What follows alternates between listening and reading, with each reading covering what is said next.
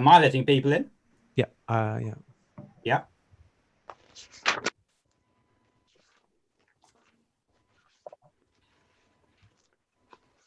So good evening, everybody, and welcome once again to Hampstead Synagogue, or more accurately, Hampstead Synagogue Online. We're just going to allow people to make their way into the room, but get a bit comfortable. And just to explain that once again, we here are in the Zoom room, and we're live broadcasting on all the different parts of the social media spectrum. So if you're watching us on those feeds, a warm welcome to you. I think I can hear myself. I don't know quite how. So if we can mute everybody, that would be very helpful. And as I said, so we are actually live streaming this on social media across the world. So I might give a little bit more context to those people who may not be watching from this country or indeed from the Jewish community. So welcome to everybody. Just to remind everybody in the Zoom room that you can use the chat facility to put your question to our guest this evening. And you will have the right to go face to camera. This can't be done, of course, if you're watching on Twitter, on YouTube or Facebook, but we will be monitoring what you're saying and put your questions to our guest during the meeting. There's a lot of people interested in tonight's event, as they were in our last session. So it might not be possible to come to everybody's question. And so what we'll do in that scenario is try to get a theme together and put that theme to our guest. So people are just making themselves comfortable here in the Zoom room, and we're seeing that there's a lot of people joining us on the social media platforms. A warm welcome to you. This is a live event, so as the saying goes, please do not swear. I don't think I need to tell this audience. We're going to, I just want to give a little bit of a warning to those who got an invitation through the Hampstead Synagogue. We did give you a phone number to ring, just an ordinary phone number. If you wanted to join us just by phone, not a mobile phone or anything, I should point out that that is not a toll-free number. That is not a free number, so just be aware of that. It's not a premium number either, but you do need to know that.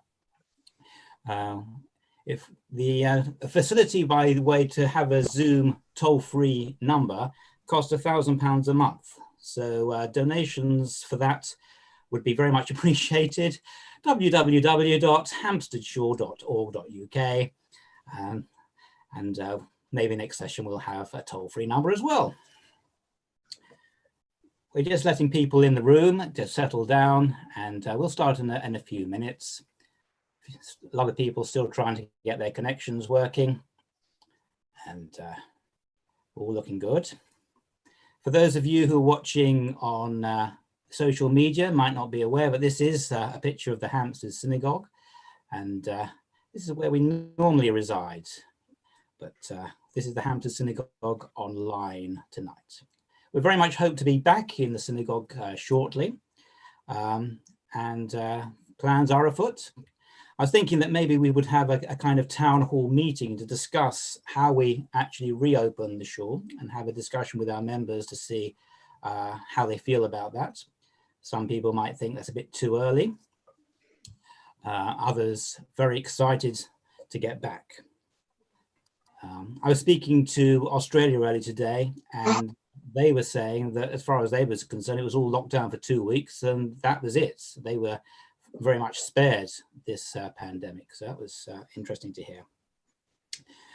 I think I can see somebody still struggling for a connection. I'm going to give them a little bit of time to settle in, and then we'll get started. Just a reminder for those who have joined us here on Zoom, at any point in the meeting, if you go into the chat facility, just click on the screen and go to the menu, and you should see either a speech bubble or the word chat. If you click on that and then you type in the question, hopefully we'll come to you later on, and you can put your question face to camera to our guest speaker. For those on social media who are still joining us all over the place, well, welcome to you. We'll be monitoring what you say in your chat or messaging services. And if you ask a question there, we'll try to put that question to our guest speaker here in the Zoom room. Still an opportunity to view the previous sessions. Marie van der Zyl was first, the President of the Board of Deputies of British Jews, and then Stephen Pollard, the editor of the Jewish Chronicle. I think that we're ready to go now, and I think I got some thumbs up. So I think we'll start the evening, the more formal part of the evening. And just to give you a little bit of context for those of you watching overseas, perhaps on Facebook or on Twitter and all the rest of it, let me just tell you that Hampstead Synagogue is an Orthodox community based in London, England. We were founded in 1892 and still operate from our original building, one of the so-called cathedral synagogues of the United Kingdom. Our parent organization is the United Synagogue. Tonight, we would like to thank Adrian Powell for making this possible, Haley in the office, and I have to do everything here. I'm admitting people at the same time. Haley in the office and Amanda and Madeline behind the scenes. Just to remind you that our media partner is the Jewish Chronicle, and you can find them at thejc.com. And it's a good place to find out what's going on in the Jewish community here and overseas.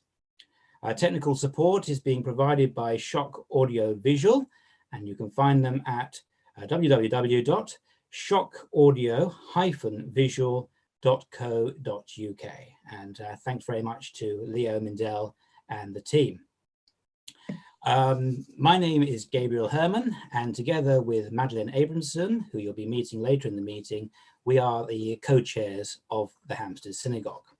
And for those of you who are monitoring my sartorial choices, you'll remember that on the first session I wore black tie, and I said to you, well, when's the next time I'm going to have the opportunity to wear it?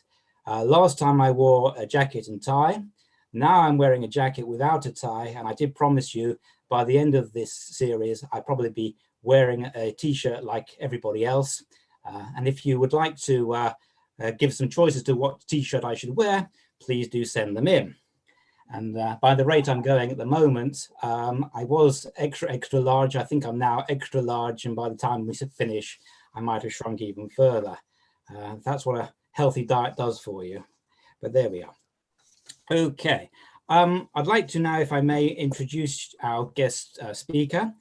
Jonathan Goldstein is the chairman of the Jewish Leadership Council, JLC, the umbrella body of British Jewry's central organizations and charities. He assumed the role in April 2017 and was re-elected to a second term only very recently. During his tenure, the JLC has launched a number of key initiatives, including the Community Wellbeing Project, designed to address mental health issues amongst children and young people, a commission into the long-term needs of adult social care, and he has led a series of collaborative efforts to respond to the COVID-19 crisis. Since March 2018, when he called for and led the Enough is Enough rally outside the UK Parliament, Jonathan has been at the forefront of the community's efforts to hold the Labour Party to account for its failure to tackle anti-Semitism. Jonathan is also the chair of the Chief Rabbinate Trust, and with his wife, president of Camp Simcha. Camp Simcha has been a vital frontline service for families struggling with vulnerable, seriously ill children. And if you need that service, I can give you the phone number now, 020-8202-9297. And the next part in our series will be a panel of guests specifically looking at the Jewish family units, and we'll give you more details about that later. In his day job, Jonathan is the chief executive and co-founder of Kane International, a privately held real estate investment firm operating in Europe and the United States. Since 2014, the firm has invested over $5.8 billion in real estate debt and equity, as well as lifestyle and leisure businesses that deliver experiences, services, and amenities for modern consumers. Okay, Jonathan, over to you. Well, thank you, Gabriel. Thank you for that introduction, and thank you for everybody for joining tonight. Thank you for giving me this opportunity. It's nice to see some friendly faces on the screen. Although I have to say, seeing faces on the screen is nothing like seeing people in person. And those of us who seem to be desperate to get back to our normal lives will hope that we are in the final stages of what's been a very, very difficult time for the world, for the country, and for our community. I've been home now for 100 days, so I think I know how a lot of people feel. By way of backdrop for tonight, I want to speak for 15 or so minutes and try and use the question, where are we now, which was the heading that I was given, to try and cut that down into 3 areas, which is, what does community mean and how does community stand in the context of the corona time, but also more generally? Secondly, what has been done to address the pandemic within the community and what needs to be done? And then maybe in the questions and answers, which I look forward to later, we can talk about what it means for the future. I'm happy, of course, as well to talk about any other issues which you feel are relevant, anything to do with the political world and the political environment with which we've all been engaged for so long. But let me just say again how honoured I am to be given this opportunity by Hampstead and to thank you all for joining tonight. So I mentioned that I've been at home for 100 days, and I actually had COVID myself at the beginning of March. And it's been a time of real contemplation, and as some of you may know, some of you know who I know on this call, it's also been a time when we have suffered as a family, like many, many other families within the community, and like many, many other people in the country and around the world, because we lost my father, Zichron Livracha, at the end of March. And what that 100 days has done is made me think about, what does community mean? What does community stand for? What should we be doing in context to our interactions with the community? Because we should be spending this time, using this time positively to assess and analyze how we engage with the community and how best we can invigorate our community going forward. And one of the great things we've seen has been the great energy across the community, across the entire spectrum of the community. All the religious denominations engaging so aggressively with their community online, the social care organizations engaging in the most extraordinary way with people who've needed them at times of extreme need, and people stepping up to the plate and being great balsadokas, both in terms of great acts of chesed, and also where they can and where they're able to do so to be financially supportive to organizations who have suffered need and support in a way in which we could never have imagined.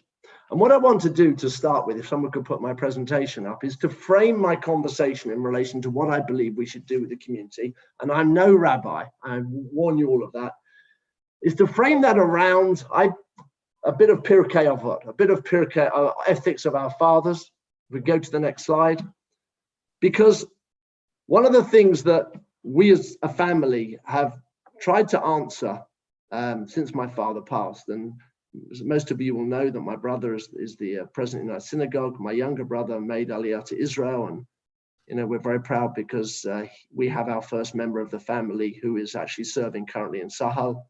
So we pray for Asher's safety and good health at all times. So one of the questions we're asked is, well, what did your parents get right? Not that we're any good, Michael or I or Daniel, because we're probably very poor at what we do, but clearly we have a sense of community. And what I want to talk about is, how do we instill that sense of community in many others? And what did maybe my parents get right that we can learn from and get right across the whole community? And spend this time when we've actually got downtime with our families and with our wider networks in our communities to engage with our communities. So I'm going to take these 5 lines very quickly of Pirkei Avot, and I'll just do the English. And there's 5 or 6 little lessons in here which I'd like to instill, which come back to leadership, come back to values and virtues that I believe in myself, and which I hope to aspire and live by, and which I think we could all benefit from in terms of our engagement with the community. So Hillel said, do not separate yourself from the community. So what does that mean?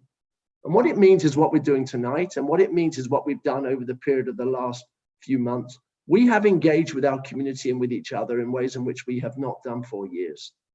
We have become invigorated over the past 3 months, but I also argue since the time of the Enough is Enough campaign, we have seen an invigorated and engaged Jewish community. As I've got older, I've realized it doesn't matter how Jews interact with the community. It doesn't matter through which religious denomination. It doesn't matter whether it's cultural, through art, through music, through sport. There are so many ways that we can attach ourselves to the community. And one of the great things about the JLC is the great variety of organizations, over 30 of them, who we represent, and who represent every facet of the connections with our community. There is no excuse for anybody to not find a point of connection to our community. There is every opportunity to get engaged, get involved, and do acts of chesed and kindness to others. The next two really talk about the way in which, or next three, the way in which we should be acting as human beings between each other. Do not trust in yourself until the day of your death. Now, what does that mean? And for me, that means forget what you've done yesterday. It's irrelevant. It genuinely is irrelevant that you may have done something good and you may have got an accolade for it and people may praise you. It only matters what you do tomorrow. It only is important what you're going to do tomorrow to engage with your community, engage with your fellow man and woman. Do not judge your fellow man until you've reached his place. Now, when I was younger, I actually thought that quote was from To Kill a Mockingbird, because my favorite book when I grew up was To Kill a Mockingbird, where Atticus Finch talks to his children and says, don't judge a man until you've walked in his shoes. Only later in life did I realize that our, forefathers had written that down very many years ago. Do not judge your fellow man until you've reached his place. You cannot walk in someone else's shoes. We've seen that in a way in not really understanding the racism that is in our society and the racism that so many people have suffered. And unfortunately, that's come to the fore with the George Floyd murder and the aftermath of that around the world.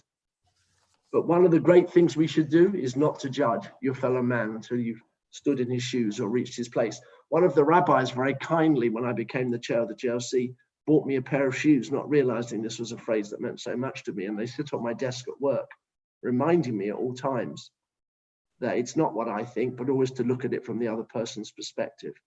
Do not say something that can't be understood, that in the end will be understood. Now, one of my faults is that I try to speak very directly, and this is what I think this says. It says, be gentle, be nice, but be honest with each other. Speak plainly and truthfully to people, because we all have the same objective in life, and we should be working forward with common purpose, collaboratively. And that's the way I've always tried to live my life, both in business terms, but also in communally, because we are not going to achieve anything if we live on our own, live as an island, and don't speak truthfully and honestly to people. And the final one I want to touch upon is to say not when I shall have leisure, I shall study, perhaps you will not have leisure. In other words, just stop putting off excuses as to why you cannot get involved. Because everybody has time, certainly in the last few months. Everybody has time. Everybody has 10 minutes a day, 20 minutes a day. Some people have an hour or two. Don't put off learning Torah. Don't put off getting engaged in the community.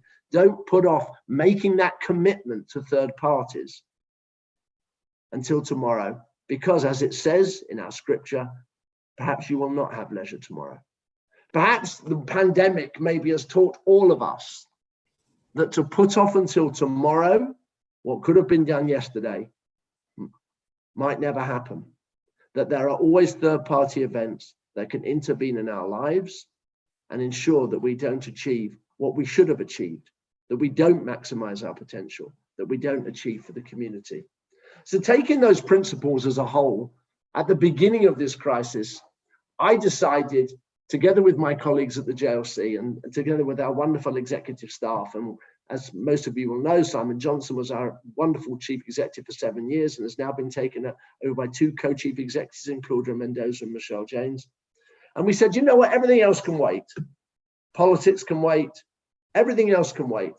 Let us engage in COVID, in what we can do for the community in the course of this period, because this opportunity, this situation is unique, it's unprecedented, and may not repeat it. And we, if we don't take the opportunity now, we can never have the opportunity. So I wanted to take you through some of the actions that we've been involved in since the beginning of that process. Now, if you could turn the page, the first page, the first situation, before we get to the Emergency Community Fund, is that we facilitated the great appeal led by Jewish Care for Nightingale Hammerson and the Federation in Manchester, which raised a huge amount of money due to the wonderful generosity of our community. And that was the first time a collaborative, effectively small federated fundraising had occurred in our community. The second thing, which is what you see in front of you here, is the Emergency Community Fund. What we know, and anybody who reads the newspapers, I'm sure understands, in April alone, Britain had a 20% drop in GDP. The Bank of England is projecting somewhere between an 8 to 10% drop in GDP by the end of 2020. For those of you who know mathematics, the GDP of Britain is somewhere between 1.7 and 2 trillion. And if you work out what 10% of that, that's a very, very big number. People are going to suffer. And we knew that people, individual families in this community would not be able to put bread on the table for their families. People who maybe were self-employed, who didn't fulfill the criteria for the furlough scheme, people who had been made redundant immediately and did not have enough money to live off. So we immediately went to task and pulled together a hardship fund. And as you can see, we've given away over £350,000 to 188 households. And you can see as well that that fund has supported living in various types of households in 65 different postcodes across the UK, Berkshire, Bristol, etc., etc. There are Jews in virtually every constituency in this country. And what we have seen is applications, hundreds of them, from all up and down the country, the length and breadth of the country. Now, I said to you, I mentioned the Jewish Care, wonderful campaign, but that's still left. And Gabriel was very kind to say some nice words about Camp Simcha, of which Sharon and I are presidents, and we've been involved in Camp Simcha for very many, many years. Gabriel was kind to say some words about Camp Simcha, but Camp Simcha, along with many, many other social care charities, have had their resources tested to the limit over the course of this Corona period. So if you can turn the page, you'll see that the second thing that we have done, or the third thing that we have done, if you count the Jewish Care campaign, is that we have created a social care assistance fund. So our ambition is to raise somewhere between £2.5 and £3 million. We've raised £1.5 million already. And we have received applications from dozens of charities, from charities working from Hackney to Hendon, Liverpool to Leeds, and Gantsill to Glasgow. And by the way, I'm from Gantsill, so I understand that. For those of you who don't know, Gantsill's in Ilford. And what we've done is assess those needs and try and understand how much money we are in a position to help them out with, because these charities are in desperate need. What I wanted to try and ensure did not happen, because I do believe in collaboration, is I did not want to see 30 different emergency appeals around the community, whereby in a Darwinian survival of the fittest way, those with the best marketing and the best outreach got the most money, rather than those charities that really had dire, desperate need. And we've seen some marvelous, marvelous charities over the course of the last 2 weeks. We're 2/3 of the way through our analysis, whereby we have actually begun to understand the way in which charities have engaged with the community over the course of the last 12 weeks and really, really put themselves out.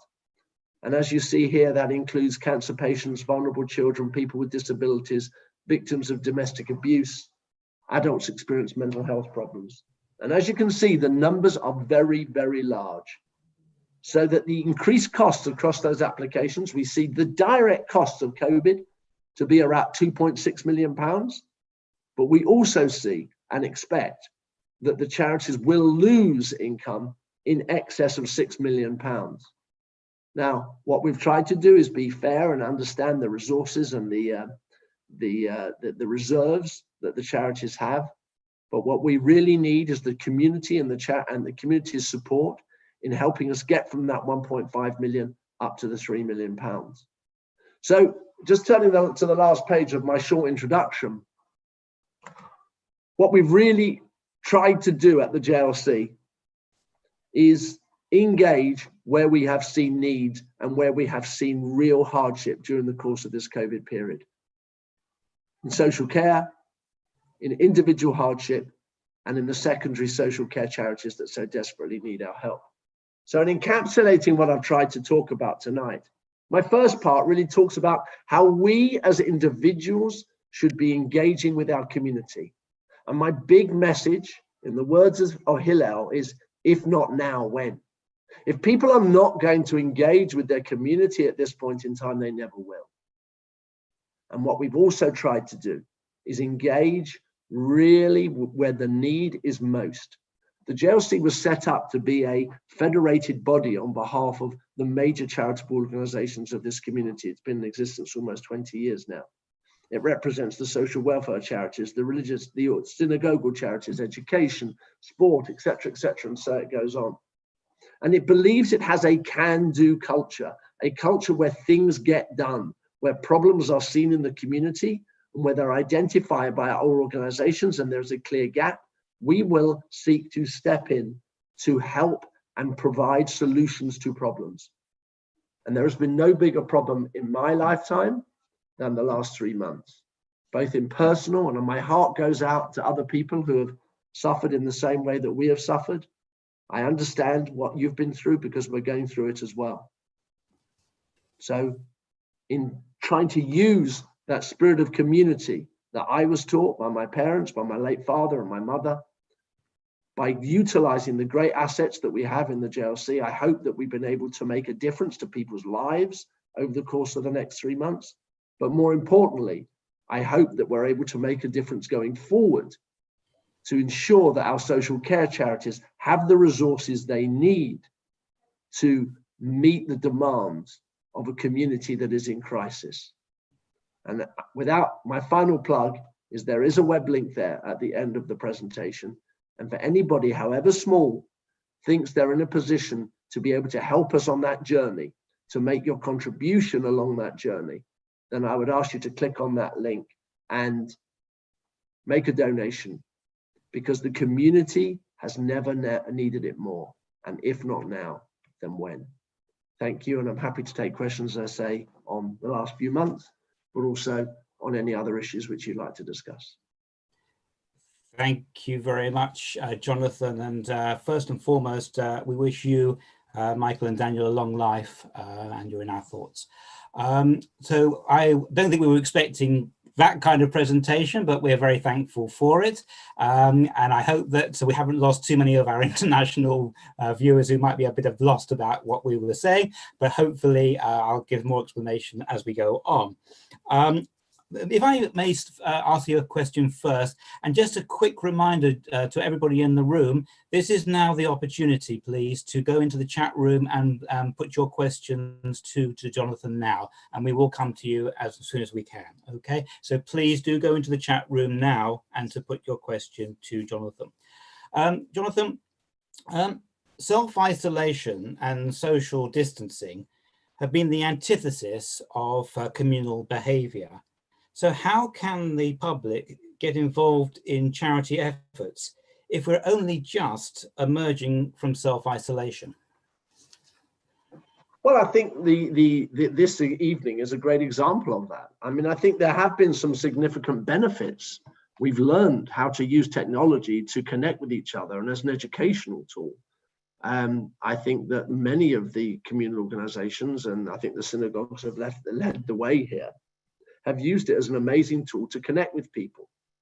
But, you know, clearly we are going to have a prolonged period of some level of social distancing, which is going to create great challenges.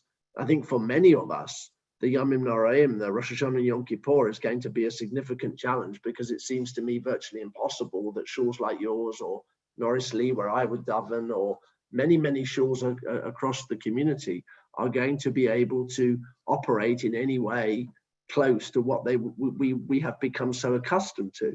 So I think your question's a difficult one, because I am a huge believer in personal contact and personal interaction. I think we all thrive and engage on that personal connection. The point about Zoom is that it operates with only two of our senses. There are so many, there are others that we're not able to utilize on the Zoom call. So I think your question's a tough one, Gabriel, because we cannot undo the situation that we're in as a country and as a world. And until that, until we found some subsidence and until we have some level of vaccine, I think the communal organizations are going to have to work doubly hard to maintain connection with people in the community and ensure that people feel connected. But obviously, I give credit to you and Madeline and the rest of your crew, because you've clearly done a wonderful job in doing that for Hampstead Shul. Well, thank you for saying that. But I think that we exist as a synagogue, and we are not really functioning as that. And it's not going to happen anytime soon. We know that, for example, that the Reform movement have said that they will not open their synagogues for Rosh Hashanah and Yom Kippur. So this, I think, can we say that this is a crisis? Can we say this is an emergency? Because I'm not getting the sense that we're actually understanding what is going on around us at this particular time. And secondly, do you think it's a different type of leader who is emerging at this point, who can actually cope much better with the social isolation, and who perhaps are thinking very differently than the normative? Yeah, I mean, let me deal with the second part. I mean, leadership is an unusual concept. Okay, I don't regard myself as a leader. I regard myself as someone who gives my time, and if people enjoy and engage that process, then it's something which I hope we can all benefit from. I think that this period, across the world, has shown itself. Different leaders have clearly responded in different ways. And, taking the politicians around the entire globe, we can see the vast differences and the ways in which, decisions were made early and how that has impacted upon countries. So for me, the thing about leadership for me is having empathy with the people with whom you operate, the people with whom you interact, having high levels of emotional intelligence so that you understand the issues that are coming around, and to try and ensure that, issues which you see on a day-to-day basis are negated as soon as possible. And I think that's why, in the community's sense, okay, my view to Keir Starmer when I met with him was, let's not talk about anti-Semitism or judge you during the Corona period. Let's judge you afterwards. Let's first of all focus on the Corona and make sure that we're all doing our utmost, because we don't want the Jewish community to be, central to everything at this point in time. So I think leadership is an unusual concept, and not something that you should be talking about in terms of yourself. What was the first part of your question again, Gabriel? Sorry. I can't remember. Let's move on, because it's much more interesting to take questions from the people in the room. So let's do that. Here's a question now. You talked about collaboration and the challenges facing your member charities. Do you see more of our Jewish communal organizations needing to merge in order to keep their services going? So I think that you have to, look, let me make a first point, okay? I'm now going into economics in a way, and I will say that on the whole, predictions say more about the person making the prediction than they do about the likelihood of the person making the prediction being correct. So let's just bear that in mind. But it is very, very clear that we are going into a period where great companies have been brought to their knees. And the economy of this country is under threat and under challenge. We've been lucky so far, because the furlough system, which the government so excellently brought in so quickly, together with bank loans and together with bank forbearance of economic situations, means that most companies and individuals as a result have not suffered in the initial period. They've tried to throw that blanket around the country. When that blanket is removed, you have to assume that the underlying economy is going to get hit.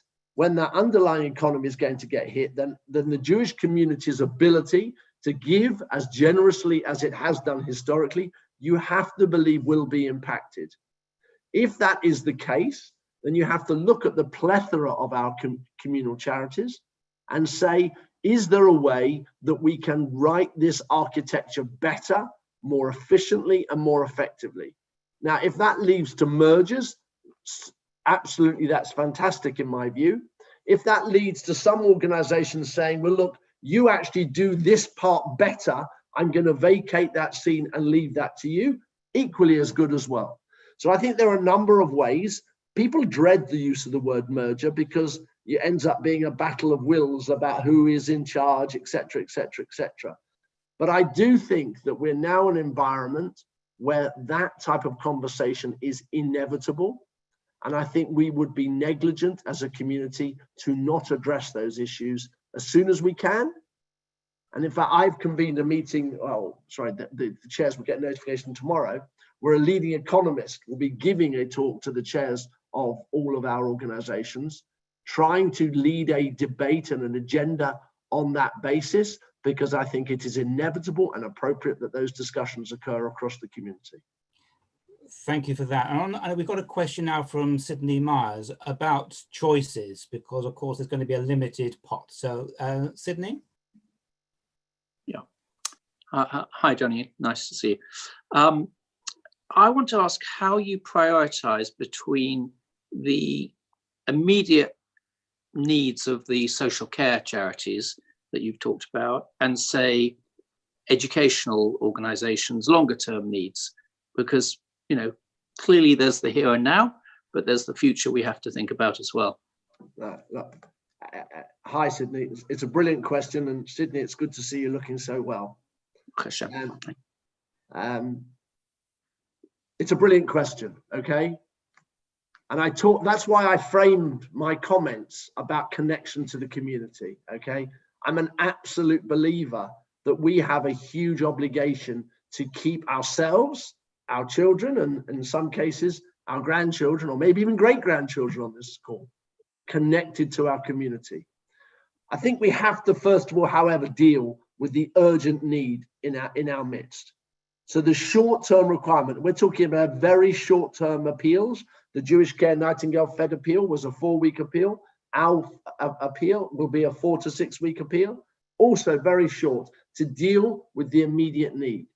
Education is a very, very challenging subject in terms, because it's so broad, okay, just to answer as glibly. But I don't think that education is less important than social care.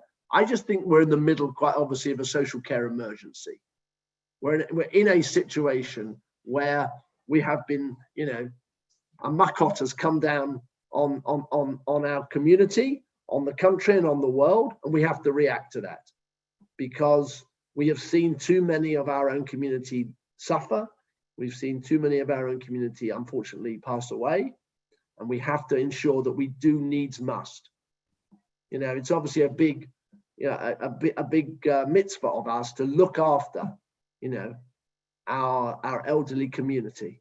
We pray for it every day. And I think that is the first and foremost obligation we have at the moment. And then I think it is really important, the more people we can get to engage with community, engage with education, the better. But I can tell you, Sydney, and you'll know this, we are short of volunteers in this area, in these areas. And that's why I say, if not now, when? Don't wait until tomorrow. Let's not just keep ourselves with, debates and talking shops, all of which are great for education, but volunteers are what this community needs. I once heard a shir from Chief Rabbi Sachs when he talked about Korach, and we all know that Korach led a rebellion against the greatest leader in Jewish history. And Chief Rabbi Sachs said, everybody thinks that the message of Korach is that we have, too many people want to be leaders of the community. He said, but the truth is we don't have enough followers. And that's the message I've always seen around, because it's always the same people you see around the tables, And it's always, often the very small number of people who you see being prepared to volunteer themselves forward. Thank you for that. Am I right that the Jewish Voluntary Network has joined the Jewish Leadership Council? And Yes, how will that's true. you work with them in future? Well, we're delighted that they've joined us. Unfortunately, they had their own tragedy recently, and I don't think I should mention the JVM without mentioning David Lazarus, who unfortunately passed away in recent times. But clearly, this is another way that the JLC is seeking, both through its lead division and through the JVN, to reach out to the wider community to ensure that as many people are engaged with their community organizations as possible. So they've only just joined in the last 2-3 weeks, and we will be looking to engage with them further to ensure that we spread the net. Because as I say, I'm not a believer in hierarchy. I believe that everybody has their commitment, their contribution to make, because we are one big team. For those of you, I'll go away from Torah and give, for those of you who've watched the Michael Jordan basketball, he's the greatest basketball player ever lived. And yet he didn't win anything until he realized that he was part of a team. And that's what we all need to realize. We are all part of a big, big team. And we've all got our contribution to make, be that through the JVN, Gabriel, or be that through the JWA, which obviously Madeline has connections to, or others. We have very many organizations which we can connect to. And that, I said in my preface that I don't think it matters how we connect with the community. We can do it through sport, through art, through culture, but find your connection point and engage, because you can't wait till tomorrow to do it. But we still have to make decisions. And we've got a question now coming in from Violet Richard. Can we go to Violet Richard, please? Actually, from Michael Richard. It's all right. That's my mistake. Sorry. That's all right. Can I ask, the collection and appeal that went on recently for the care homes, how were decisions taken to distribute the funds that were collected, please? Okay, so when that fund was decided to be created, there was a conversation between the three organizations, Jewish Care Federation and Nightingale Hammerson, and based upon relative need, they agreed up front a fixed percentage distribution between the three charities. And without wishing to divulge their confidences, because I don't know if it's been made public, obviously Jewish Care was the largest charity of those three, and they took the lion's share, and then broadly speaking, the balance was split equally between the other two. So it was an agreement between the three charities as to how that split, and I think you'll find that all three charities were very happy with the outcome of the appeal as a result. Thank you very much. Can I just explain one thing? Because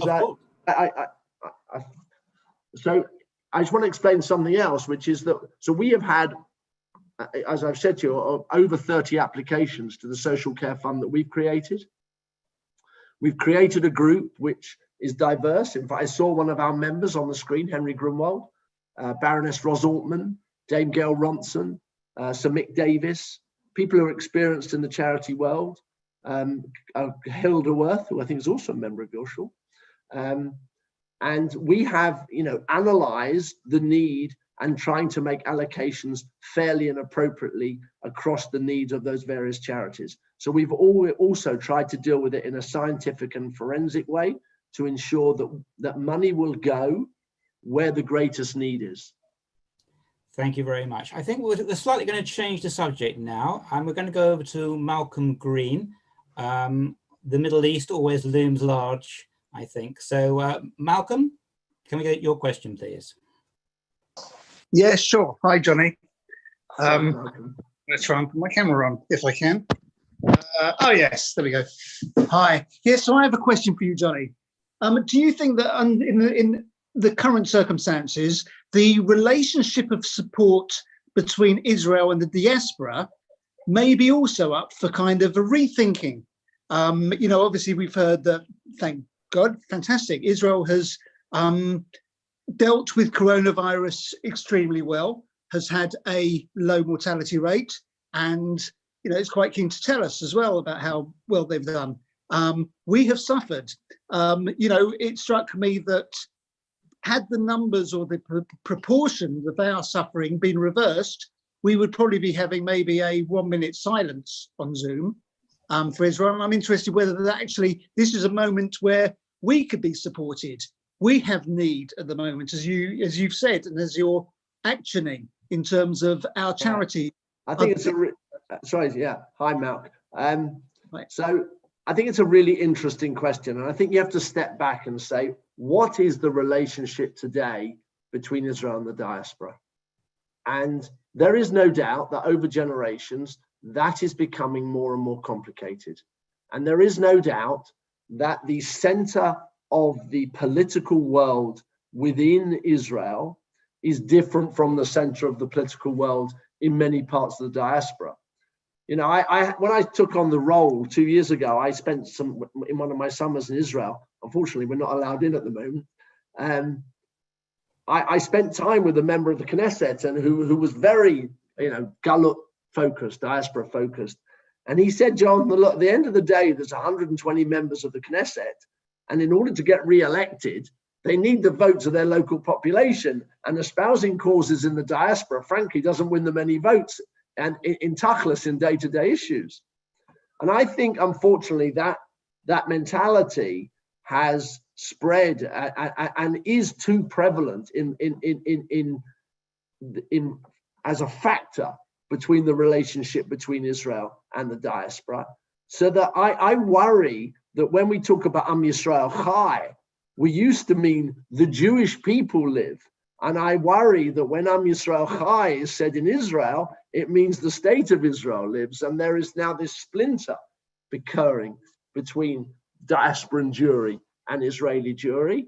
And I think, without getting involved in my opinions about annexation, because I keep away from issues of politics and the like, I would say that it's interesting to see how, I think the diaspora Jewry accepts that it just doesn't have a voice anymore in these debates.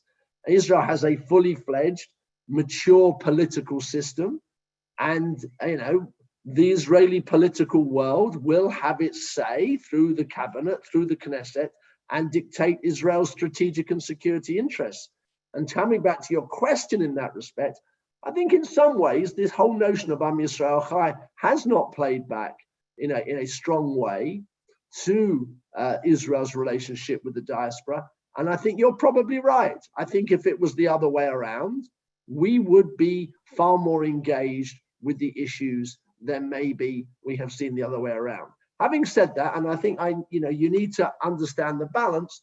I have seen a reach out from the Jewish Agency, by way of example, under the chairmanship of Isaac Herzog, who has made funds available to Jewish community organizations if they are in dire need at this point in time on an interest-free loan basis. And that's a very, very helpful and welcoming aspect, which I don't think is getting the publicity it deserves, because I think it is one of the few occasions that I have seen the reverse situation coming back from Israel to the diaspora.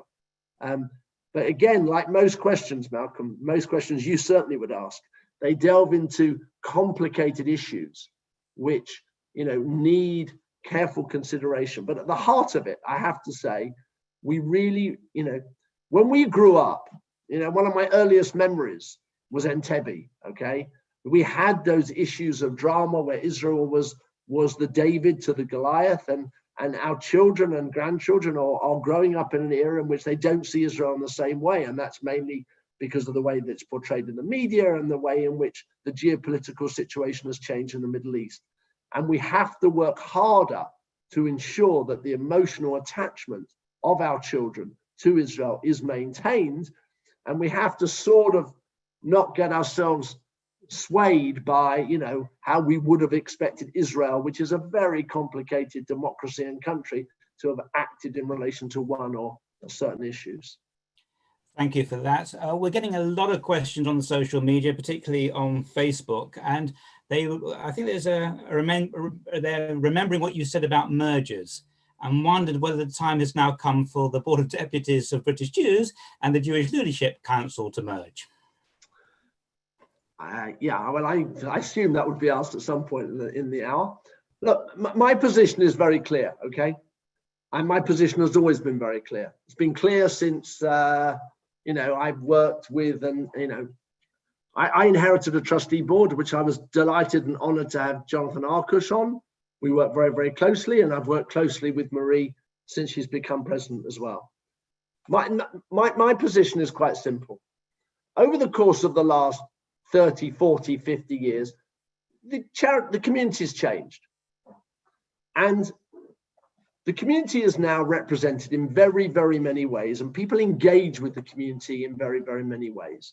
You have welfare, you have the chairman of Jewish Care and the Jewish Care Board, and you have security in terms of community security trust, and you have education, you have the synagogal bodies, all of whom now congregate and sit as members of my council at the Jewish Leadership Council. I've always believed that a merger of equals between the Board of Deputies and the Jewish Leadership Council is in the interests of the wider community. But what I wanted to ensure in that process was that the actions that we've taken in the last 12 weeks, which have required quick decision-making and access to a trustee body and the chairs, would not be lost if we were merely enveloped and subsumed into a wider 300-person plenary. We had to create, in my view, without calling them the House of Commons and the House of Lords, two different fora which had equal authority, one which represented the organizations and one which represented the people. And that, in my view, would create a great dynamic for the community under one trustee board. And my simple theory was you create those two bodies, you have 4 from the Board of Deputies, 4 from the JLC, and let the wider body in some form of collegiate vote elect the chair. And as it happens, I said in the initial conversations, and I state again today, that if that was available tomorrow, I would not put myself up for election. I'm not looking to create some grandiose title for myself.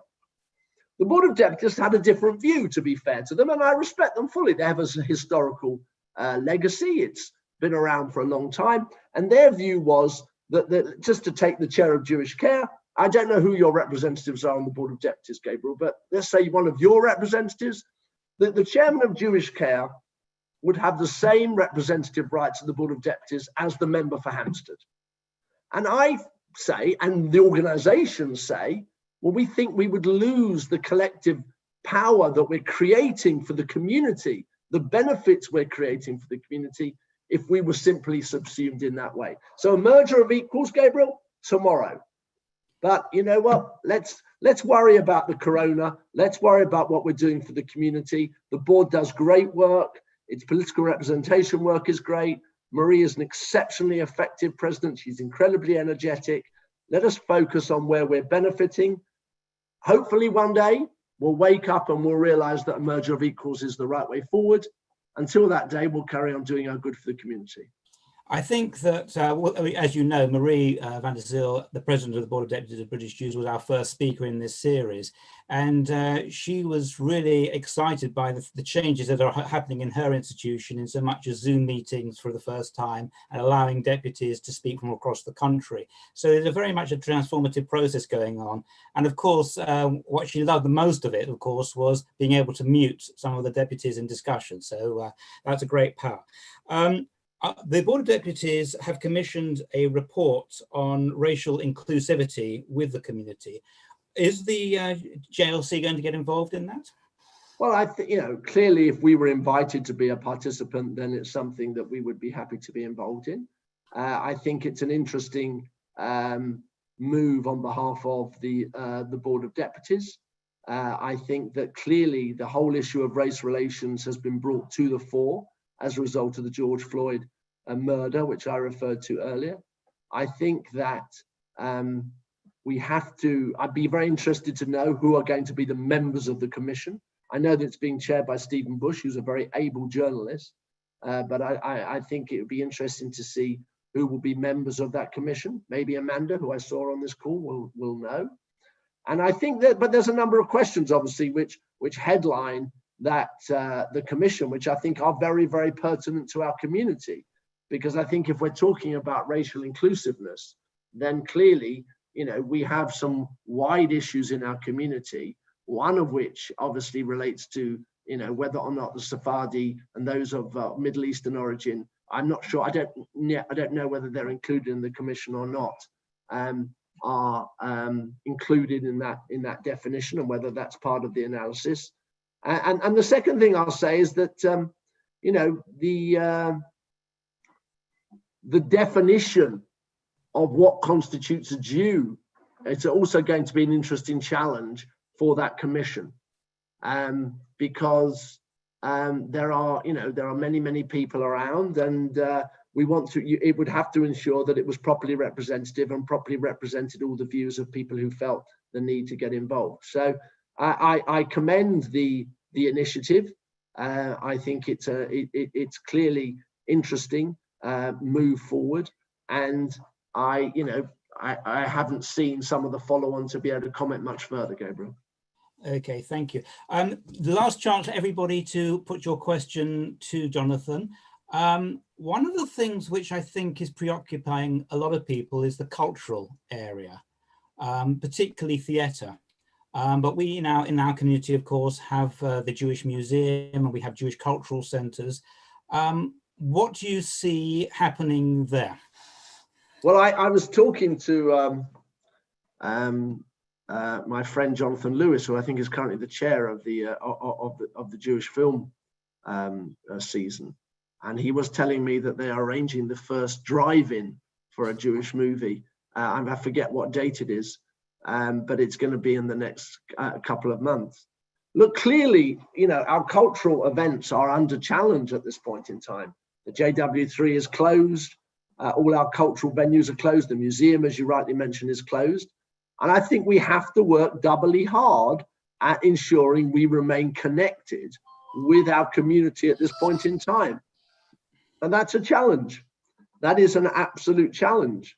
I think, as I've said right at the beginning, I think most of our communal organizations have done that absolutely wonderfully. They have engaged in the most extraordinary way, but nothing replaces physical connectivity.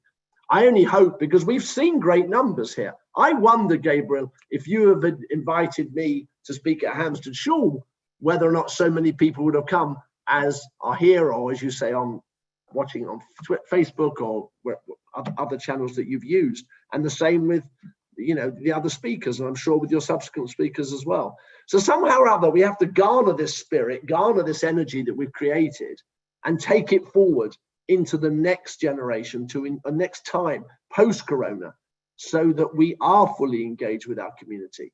I think that we should be very, very proud of our Anglo-Jewish community. I think if you go back to the Enough is Enough campaign, and if I can just tell you a little story. So Shabbos goes out on that Saturday night, and it was the Facebook week of the mural. And Luciana Berger had been so brave on the Thursday or the Friday to come out. She was, clear leading MP, and she had a job for life in Wavertree. People should never forget that she gave up her job for life effectively to become, to take on the might of the Corbyn group within the party. And I spoke to somebody straight after Shabbat, and we said, you know what, we really have to do something. And so we decided to go with the Enough is Enough demonstration on the Monday. I think Anglo Jewry should be very proud of itself from that day onwards till today. I'm not saying it shouldn't have been proud before that, but it stood up and it was brave and it made a stand and it created an energy amongst our community. If I look at the way the community has reacted over the course of the last 3-4 months, I think we should be equally proud. We should be proud that we have an invigorated community that is an example to the world. I spend a lot of time in America, okay? My business interests are 50% in America. I was there 4 times, unfortunately, in January and February to show how often I travel there. And I can tell you that they admire our communal organizations. We might think it's crazy, but they admire our communal architecture. They admire the way we stick together. They admire the fact, they aspire to have the engagement of our young people to their community, to Israel. They aspire to have our assimilation rates, which are terrible, but compared to America, they're unbelievable. So I think the issue for us is to try and capture that engagement. And that's why I started by the individual. talking about how do we as individuals, how do I as an individual engage with my community? What did my parents do to engage me and Michael and Daniel? And hopefully I engage my children and so on and so forth. I don't think I'm as good as my parents. But I think that's our job. Our job is to capture this atmosphere, take it on to the next layer, take it on to the next level. But we can only do it by starting from ourselves, by everybody on this call engaging and agreeing to do more. I don't mean financially, I mean in time or in commitment or in an act of chesed, as I've said. What I think we've all realized, and then I will finish, the biggest lesson I've learned from being a novel and the biggest lesson I've learned from Corona is that small acts of kindness mean the world. Now, as the president of Camp Simcha, maybe I should have realized that beforehand, because that's what typifies it. But maybe it's only been when I've needed it, or I've actually been the beneficiary of small acts of kindness, that I've understood what that means. And if every single one of us took nothing from this call, other than maybe he talks a bit much, but says, if I'm going to go away and every day from now, I'm going to do one act that I didn't do before. I'm going to phone that person. When I hear that person's got a yurt site, I'm going to make a special point of wishing them long life. I'm going to inquire after that person who's not well or is infirm. If we just did one small act of kindness, because we all know that one small act can change the world. Thank you, Jonathan. That's really a beautiful sentiment. And I was reflecting on what we were doing at Hampstead, right? And what I think I was trying to do is create channels like this to allow people to come together, because I think that's part of the thing. We're getting like 1,800 people turn up to these meetings. It's phenomenal.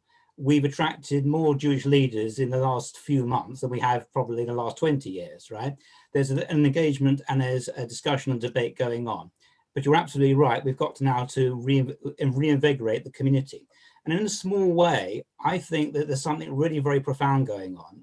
We had 2 meetings on Zoom for our volunteer base, which basically mushroomed out of nothing in the early part of this emergency. And what was so striking was that people liked helping other people, and they got something a lot out of it themselves. So I think I don't want us to return back to the normal that we had once before. I want the community to really get excited and to plan for the future. And I'm worried that we can create the channels, but will that energy happen? I think that it will. I think we still haven't come up with a solution for Rosh Hashanah and Yom Kippur this year. I think that, as many people know, many of our community are 3 times a year Jews who only engage in the synagogue and the community at this time of year. And we've got to have something which is exciting and better 3 times a year, Gabriel, than never. Yeah, I know, of course. No, I'm saying that. But this year, they won't be able to touch base with the community unless there's something that they can. And so I think we have to be very, very creative. So I'll phone you later and I'll give you an idea that I've got. So Okay. I think we're going to have to wrap up. I think it's been a fascinating evening. So I'm going to ask Madeline if she would mind introducing herself. She's been behind the scenes, finding out where all the questions are. Oh my goodness, she's like a discombobulated head. Floating okay. around our I will remove the background if the background is driving you mad. That's fine. The background is a mixture of Hampstead Synagogue and my bookcase, so a bit of a mixture. Jonathan, thank you very much. I loved the way you started with the quotes from Hillel and ended with the small acts of kindness, which I think are absolutely right. So we go from giving of ourselves in a big way, joining community, or just phoning your neighbor. Whatever you do is worth doing. And for you as chair of the JLC to say that is fantastic. The JLC includes so many different charities. I've only recently got involved and very impressed at what it's trying to do in bringing these charities together, in trying to make sure that we work from a common front, and that you as the JLC can help us by collecting on a communal front, which I think collecting the money financially for the homes and then for the social care charities without, as you said, everybody doing their own thing and survival of the fittest is very important. So thank you. Thank you for tonight. We hope that one day we can invite you to the real Hampstead Synagogue, though, as Gabriel has already said, we may well not have the same audience size. Zoom has been absolutely amazing in that. But we want to invite you to our next event. And our next event is in 2 weeks on Tuesday, the 30th of June, when slightly different format, we will have a panel of 3 speakers. Naomi Dixon, who is the CEO of Jewish Women's Aid. That's hardly surprising that we've involved her, as I'm chair of Jewish Women's Aid. Also, Laurie Rackkind, who is the CEO of Jamie, and Rachel Karp, who is a circuit judge in the family law courts. And the purpose of having these 3 people together is for us to look at what has happened inside the Jewish home and in the wider community over the period of COVID. Most of us who are present tonight come from privileged backgrounds. We live in wonderful houses with gardens, if we're lucky, with access to outside space. What about the people not in that situation? And a lot of our community is in trouble, and these people can answer your questions and tell us what's going on in the areas that have suffered much more than we have over COVID. So we look forward to welcoming you at 8 o'clock on 30th of June. And thank you again, Jonathan, for joining us tonight. Pleasure. Thank you for having me. Very much.